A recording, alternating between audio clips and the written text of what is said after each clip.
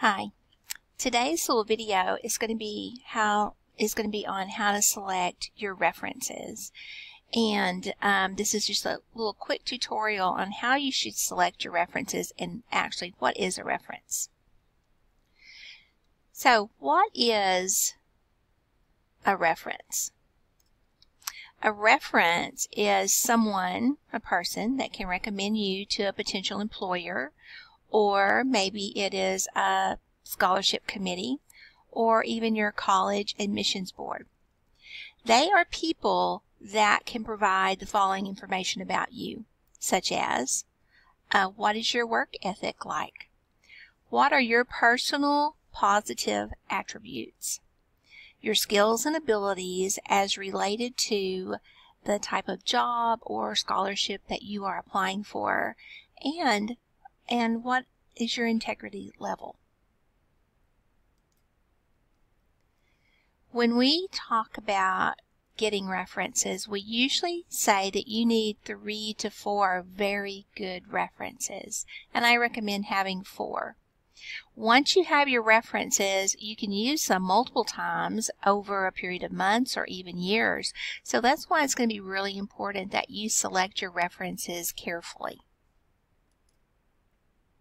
So how do I select references?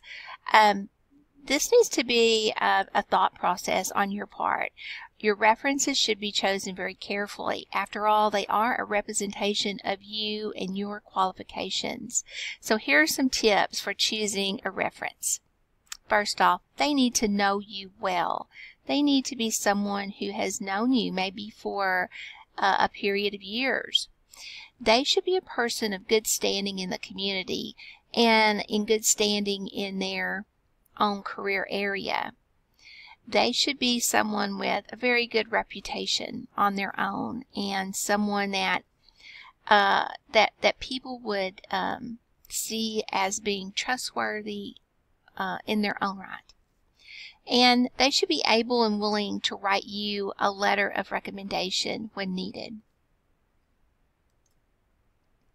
Potential references can be anyone who is an adult, but we want to choose them carefully. So here are some suggestions for people that make really good references. First off, your teachers, your current teachers or teachers that you have had in the past. They know you well, they know your work ethic, and they know what type of person you are. So choose your teachers that you feel would give you a good reference.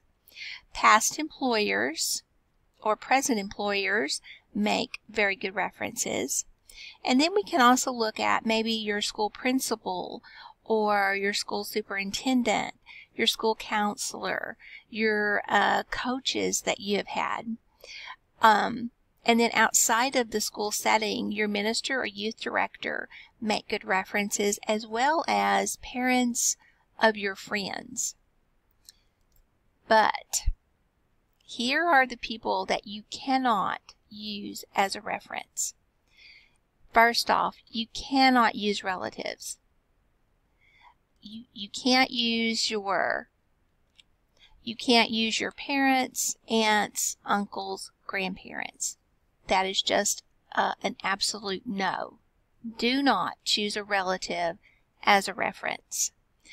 And friends that are younger than 21 years of age. So let's say that you are a student and you're 16.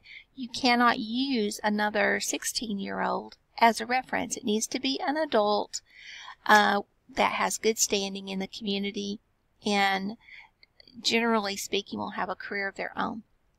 Also, you cannot use anyone that maybe has a questionable reputation. Remember, this reference is a representation of you.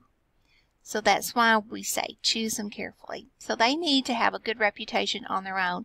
And do not choose anyone that might not have the best opinion of you. You want to ask them up front, can you give me a good positive recommendation? And if that person says, well, I'm not sure that I can, then thank them for their time and move on to another person. All right, here are our steps in creating our references. Step 1, make a list of people that could be your potential references. Just write their names down. Brainstorm a list of people that you think would be a good reference. Write them down. Step number 2. After you've written them down, look through your list and select 4 of those people that you want to talk to. So you're going to talk to that person that you've selected and ask their permission to use them as a reference. And it's a simple process. Simply ask them if they would mind being a reference for you, that you're going to be applying for jobs or applying for scholarships, or you are filling out your college application. So once you ask a person if they would be willing to be your reference, you need to get this information from them. Get their full name,